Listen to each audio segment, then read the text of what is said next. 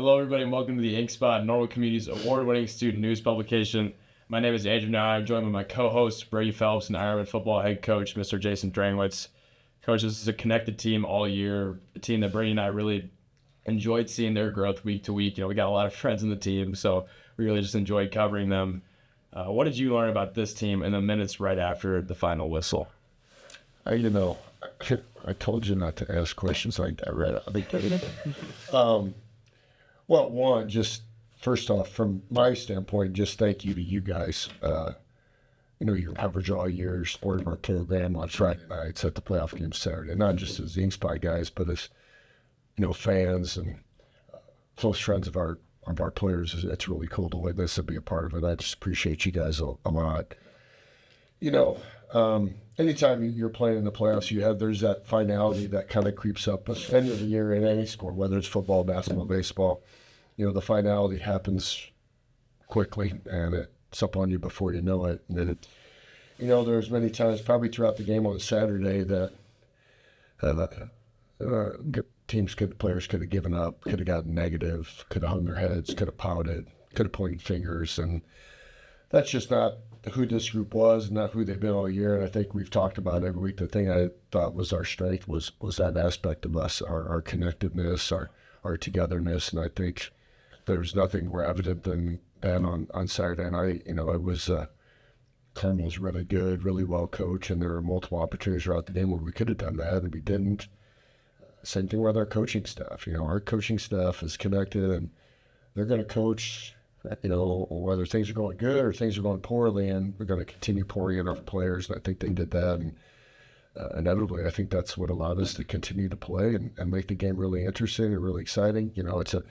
I personally have an overwhelming sense of sadness and disappointment that the year's over, but just really proud of our kids, our players, our coaches, our fans. It's just, it's one of the many reasons I think Ironmen football is special. So, yeah. Like you just talked about, you played this team's resilience all year. Mm-hmm. Where would you say that showed up the most on Saturday? Well, I think it showed up at halftime. At halftime, we weren't in a good spot based on what the scoreboard was. We thought we had left some things out there, but to listen to our coaches, our seniors, our captains, our leaders talk, you would not have known, other than the messaging, what the score was. And I think even when the start of the half didn't go well, we come out, we cover a kick well, and they go right down and score to make it even bigger deficit. But right there in those moments, and then you get into the late into the third quarter, and it's still a pretty massive deficit we're facing. We just continue to play, and guys continue to make plays, and we cover an onside kick. The defense gets a stop. And you can't do those things, in my opinion, unless you're totally bought in and connected to the guys that you play with and as a program. And even at the end, after the game's over and everybody's sad and emotions are high, just to watch our players interact with each other and hug each other and talk to each other, it just it was a transactional loss, but like a transformational, just going through that process of sticking together, because I think that's going to be long after the score is forgotten. Those lessons from handling adversity, I think, carry over and hopefully into other sports that they play, life, when they're husbands or fathers or leaders in the business world, hopefully, are running their own business. Hopefully those things carry over.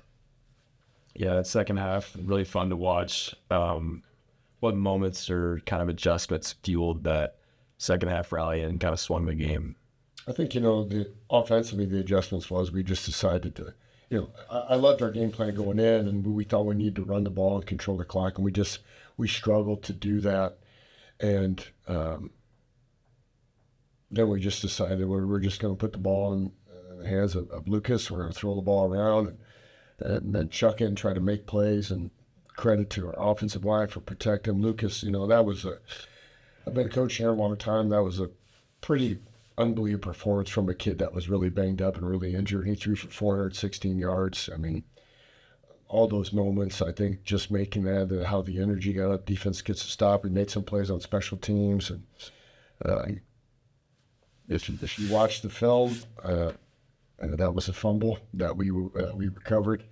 and we would have the ball under like 25 with 4 minutes to go, down 2 scores, and we just kept. That was exciting but disappointing. But we just kept playing to the very end. Even at the end, when we're trying to get a stop and get off the field, I mean, our guys are giving it everything they got to try to get a stop on 3rd down and 4th down, and they just were able to get it done. So again, proud of so many different things about what we did this year, not only last Saturday but all year.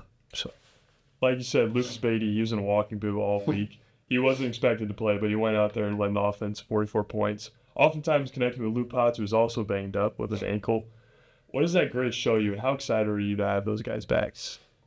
Well, I think that it speaks to who they are as athletes, but I think more importantly, it speaks to who they are as competitors and young men. They don't make excuses, and they're 100% dialed in, bought into whatever they need to do to make themselves the best player possible, whether it's understanding the game plan, wanting notes from Coach Messino, watching film, taking care of their bodies. It's just a credit to how they go about things. And, we're definitely excited to have them back this year. My mind's not really at all remotely there.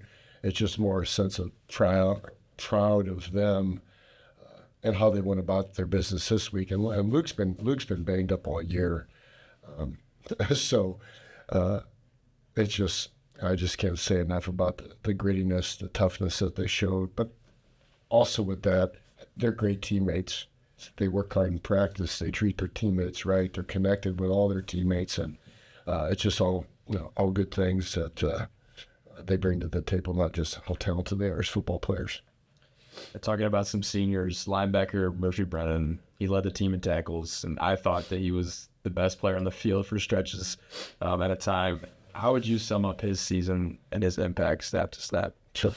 Well, I think his impact goes back to starting in January, like how he approached the offseason in the weight room, and him and some other people, and doing other things outside of that put him in a position to be really successful this year. Him and Mike, they're up at 5 a.m. doing extra stuff, whether it's running routes, getting an extra lifts, or doing running workouts. They're doing all sorts of, not just those two.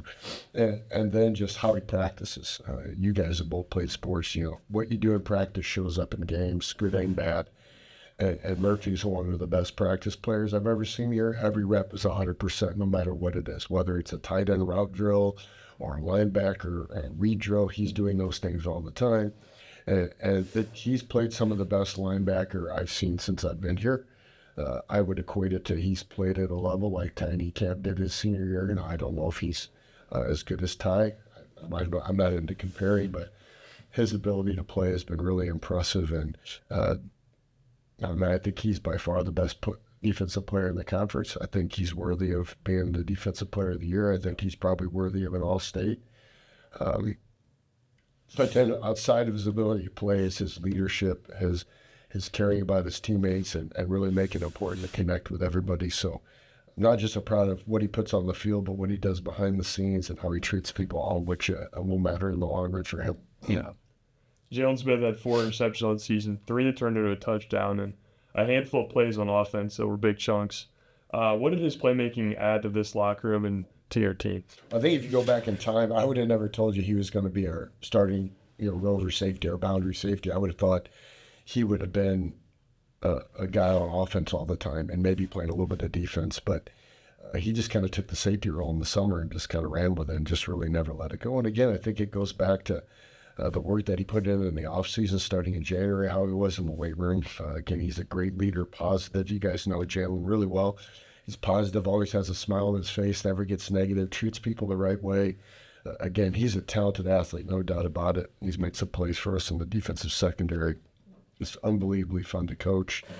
He works extremely hard. He treats people the right way, and he's an outstanding positive leader all year long. You can witness many times in games where we're down, he's the first one coming off the sideline to give high fives and keep people up, and that's just so invaluable to a team, to a program, to your culture to be successful.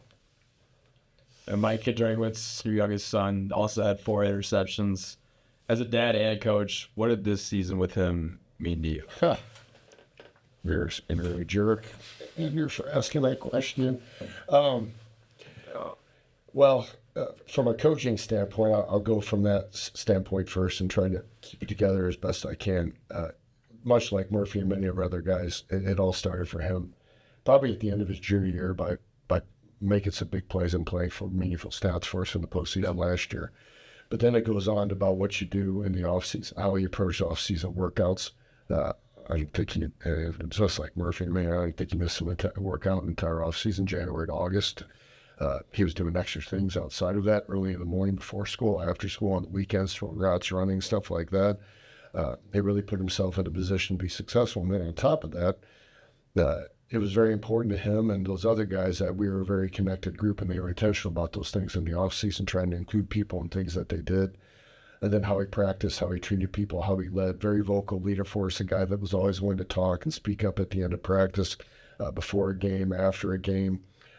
Just some valuable things as a leader that we need. He has a lot of emotion and energy. Sometimes that drives me a little bit nuts because he needs to keep his mouth shut a tad, but loves the game and passionate. As a dad, it's I've been here 22 years as a football coach here. When I started here, my oldest son was 4 months old. And so to get to experience this with all my boys, my oldest Kalen, Lucas, and now Micah, it's been a tremendous blessing. Ironman football, normal community athletics. It's just woven into the fabric of who we are as a family, and we don't know any different. And so to get to experience something that means a lot to me and my family, with my boys, with my wife, our extended family, it's really special. And I think that's where the end of the year this year is a little bit harder, because next year will be the first time that I'll be a Drengwitz boy connected and involved in the program for the first time in my career, which is really hard. So I'm really sad about the end of the year and that coming to end, disappointed that this team and him didn't get to keep playing. But again, overwhelming sense of pride and happy with our kids. And, Mike is one of the many guys on our team that have played here that make Ironman football special. And I'm glad I got to experience with it, but I know I'm sad that it's over. Michael Mavick has started for 3 years, contributed as a receiver every year. How did his presence set the standard for younger guys? It's gonna sound like I'm repeating these things, but it's true. So I think with Michael, it's been a bunch of different things. Number one, he's a very talented player and someone that's had an important role for us on the field for 3 years. But then to me, what's been most impressive about him is he's been an outstanding leader from year one, whether he was playing well, whether he was out and injured, whether he was frustrated because maybe he wanted the ball more. His level of leadership never changed. Always vocal, always positive, always trying to lift people up. And his impact on our offense and team is immeasurable. And I also don't think we rally in that game without him and without his voice. Credit to him, we threw the same play, I think, 3 times, which is, we call it, like, it's, you probably know the play where we wrote this, we call it why sweep. Like, we're trying to roll this way and get him going on a pipe, and then he breaks it back. And we threw it 4 times. And one time it was covered well, and maybe once or twice we dropped it. We just kept going back to it, and he made the play at the end of the game for a touchdown to make it a 2-score game. And that's who he is. That's who our guys were. They just kept playing, didn't get their head down, stayed positive when they had an opportunity to make a play. It'll be impressive. And again, I'm super proud of Michael and all our seniors, but I think of all the past with Michael. I remember him coming to our youth camp when he was little. And his mom and dad and his sister were, well, he likes track and he likes basketball. I don't know if he'll play football for us. And just super excited, super blessed that he decided to play football. He's been extremely impactful. Really proud of him, but we're definitely going to greatly miss him. And we always hear about lineman dinners, captain dinners, team bonding. How do those traditions make you unique as a program and translate to what you do on Friday nights? I think we probably have talked about this before, but in order to have a culture of connectedness, you have to do things other than practice the sport together at practice, right. Work out for the sport and play the game. You have to do things outside of the realm of your team, of the game itself, to allow for connectedness and close relationships to happen, whether it's eating together. I mean, they get to eat for free all the time. These guys are really lucky it's that. And those are the things that you'll remember. It's volunteering together throughout the off season, a little bit during the season with there's team building events, go watching movies, playing paintball, going to the water park together. All those things I think you have to do to stay connected, but also those are the things you do that can provide value for everybody in the program. Even if you're not someone getting meaningful minutes on a Friday night, there's so many guys in our program that are seniors that don't play a ton, but are at everything that we do in the off season, everything we do outside of the sport that allows them to be a part of it. And I just think it's extremely important. I think it's important for young men to hang out together outside the game of football.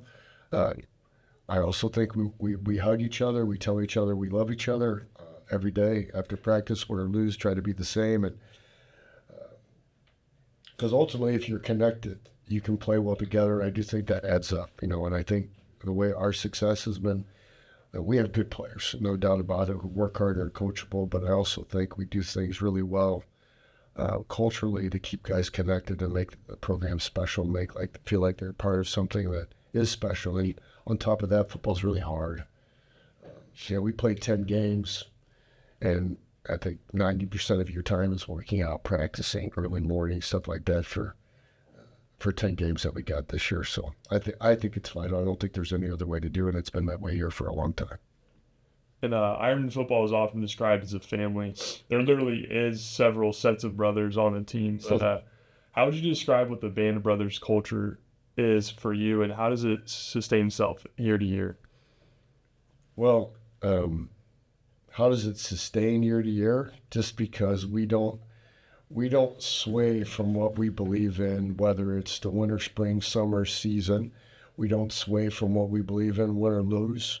We try to be the same way and do the same things, whether we win a game, whether we lose the game, whether we have a good practice, whether we have a bad practice. Those things can't change.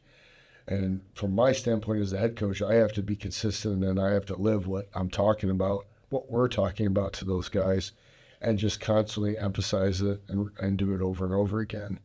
And then on top of that, you have to have a coaching staff that buys in and believes in the way you go about doing things, and that we're not just going to be a transactional program that just cares about winning and losing. We're going to be transformational and try to build better young men. You have to have seniors that believe in that culture. You have to have captains that believe in it and live it. And I think we can always definitely get better. There's things that we have to improve upon, no doubt, but I think that culture, which has been here as long as I've been here, I do feel like we found ways to enhance it and improve it. Since I've been head coach the last 8 years, and I just don't know that there's any way to do it, because you can't just winning is important, no doubt about it, but it can't be the only thing you're about, because that's fleeting. And ultimately, the things your kids are going to remember aren't just going to be the games. It's going to be all the other things you did to build connections and spend time together. And hopefully those are relationships that last, a lifetime. My middle son's at Mizzou, and 2 or 3 of his teammates that he played with were down there to hang out with him. And when they come home, they all go see Dexter, and he can't play football. And I think that's because they were teammates and part of something that was bigger than themselves. You've been a part of that. You know what that's like in the basketball program, the baseball program. And it's not unique to Normal Community Football. I think Ironman athletics in general are really, really special in that way. We have amazing head coaches that are amazing people, teachers, leaders, and then we have outstanding players and great families that allow us to be successful in more ways than just winning. So I think it's the only way to do things. And sometimes you're going to be really excited and go on long runs. And sometimes you're going to be disappointed when it ends too early.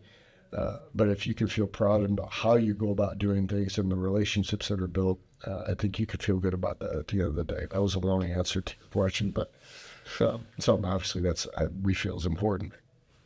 What do you hope the community remembers most about the 2025 Ironman?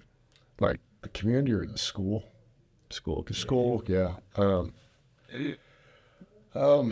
That we were a team that was connected, and we loved each other, and we cared about each other deeply, and we played hard no matter what. Our mindset, our mentality didn't change whether we were winning big losing big, winning a close game, losing in a close game, that we stayed the same, that we always played our very hardest to the very end. We have a coaching staff that pours into our players, that cares about them more as young men than we do necessarily as athletes, and that they've learned lessons in our football program. I hope we carry on beyond just the game of football. I mean, ultimately, that's what I would hope people would say about us, that the football program is very successful with very good people and win a lot of games, but they're doing a lot more than just making better football players.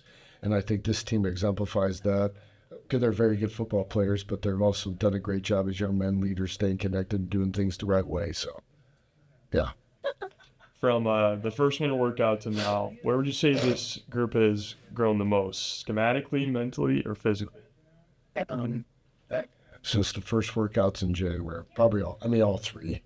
I mean, in order to be successful and, win a conference title, you have to be getting better physically. If you're not going to be ready to play. You have to be getting mentally stronger, whether it's how you handle adversity, which I think we work a lot on, or understanding what we do, and then schematically understanding how to play the game and what we ask of them. I think they've gotten better as the game's gone on. As the year went on, I thought we had a great winter, spring, and summer off season. I thought mentally this team was really strong in handling the ups and downs of a football season. And schematically, I think we continuously asked more and more of them from a schematic standpoint as the year on. We had a pretty elaborate game plan each week that relied a lot upon our players' understanding, and they continued to grow and get better at those things. So just really proud of them, and they spent a lot of time watching film and a lot of time dialing into game plans that coaches shared with them. So I think to have the success that we've had, you have to be getting better in all three of those areas. What are you going to remember most about this group of graduating seniors? Again, I'm probably just sounding like a broken record. I'm going to miss their commitment to the program and doing things the right way, whether it's showing up to workouts in the off season after school, or getting up really, really early in the summer and doing it, and just constantly repeating it, working with tremendous effort, tremendous leadership and things like that. And then their just ability to stay connected and try to reach that connectiveness out to other people, not just their group of seniors. It was really impressive. That I think that was a focus that they spoke on in the off season that they wanted to do, and they achieved that at a very high level. And then I think ultimately I'll just remember about them. I mean, I've known them all for a really, really long time, allowed them for a really, really long time, is how much they meant to me, how much they meant to my son, how much they meant to our family, how much they meant to the Ironmen football program, to our school, and they've definitely made Ironmen football better, in my opinion, and I would say in most people's opinion. So it's hard to say exactly the impact, because my emotions are still pretty raw considering the game was just Saturday, but we love them. We're really proud of them, and we can't thank them enough for always trying to give us their very, very best every single day. When the first winter workout comes around, for returning players, what would be the message about expectations and roles? Well, I would say, Brady, our expectations don't change. Our expectation in the off season is you're going to show up, you're going to be there, and you're going to work hard at an extremely high level. We won't worry about talking about roles, and we try to kind of use that time to identify who some of our leaders will be. There are some guys we expect to be leaders that are going to be there, but we also want some of those guys. Some of those guys won't be with us because hopefully they're playing basketball, or they're wrestling, and in the spring they're playing baseball, or they're lacrosse, or track. But the expectations won't change. Not the expectations at Ironman football. We have a high standard. We expect those guys coming in to uphold that standard and find ways to expand it and do a better job with it. And I think our kids will be motivated for that. That seems like a long way away. I'm not ready to think about that yet. The off season for next year, but when it's time to go, our kids will show up. Our kids will work their butts off. And that's again another one of the things that's an extreme blessing about coaching football in the Normal community, is that's what our kids do. And we'll be excited when that time starts. But now's still the time to celebrate this group and be proud of this group and love on this group because they are still hurting and sad and disappointed because all of a sudden all that time you spent together stops and it happens quickly. So, You could say one thing to the seniors and one thing to the fans right now. What would that be? one thing to our seniors, I just tell them love them, and we're really proud of them. And to our fans, just thank you for the constant support and belief in our program, not only just in being successful in what we do and how we do it. And telling the fans we love them too, and we can't thank them enough. And how proud of everyone we are. And hopefully the 2025 football team, while we didn't go as far as we won the postseason, was the number one that people enjoyed watching, and they were an easy group to root for and support. So just we love everybody, and just thank you to everybody. And no one will ever know how much I and we appreciate everyone, you guys included, Mr. Bovenkirk, Paul, and the band, Heather Gutchall, and our cheerleaders, the dance team. I'm proud of FOF, the guys that run the A train, pork chop sandwiches. We love all of them. We can't appreciate them enough because they all have they have a piece of what I think makes Ironman football special. We wouldn't be who we are without them. So just thank you. We love everybody, and we're proud of them. And you may have not have thought of this, but with Micah, your third and final son, graduating, do you expect to be back on the sideline 2026? Yeah, I mean, every year is year to year. You got to make those decisions at the end. I mean, I don't see why I wouldn't be back next year. I love coaching here. I love the orange and black. I love our coaching staff. I love our administration, our players, and it's going to be hard with no boys in the program. It's going to be different, for sure. But we'll be ready once winter starts to pour into a new group of young men, and so we'll see how that goes. I mean, I don't foresee why I wouldn't do that. Do you not want me to come back? Well, I had to ask. I mean, It's procedure. yeah, you didn't ask me this last year, but yeah, it's good. I mean, here's the thing: it's going to be a different experience for me with none of my boys around the program. I don't know how that's going to feel. Like right now, like I said, I'm just sad about that. I'm disappointed because it went by like this. Because when I got hired here in 2004, Kalen was 4 months old.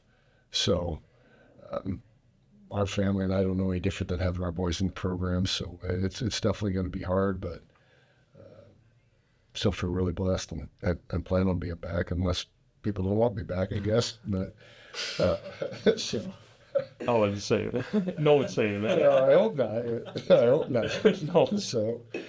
Well, Coach Brady, I just want to tell you how much fun we've had talking to you, how much fun we've had covering the team. It's been a pretty special year for us, too, considering we have a lot of our close friends, making an impact out there every Friday. But obviously not the result we wanted Saturday or you wanted, but it's just been a pleasure to work with you this season. Thank you so much. Yeah, you're welcome. I love what you guys are doing here, but I also love what no one sees, the support you give our players that are your brothers, guys that you've grown up with a long time, and I think the next thing for us to do is we'll be supporting everybody else when they get rolling into their season. But you guys truly do an amazing job, and all of you here and all those guys that were up at the game on Saturday, even though you might have been chirping a little bit too much, but to look up in the stands and see you guys there out of your own choice on the Saturday, it was pretty special, pretty cool. So thank you guys. We love you guys too, and anything you need from us, we'll always be here to help you guys too as well. Thank you so much. Thank you.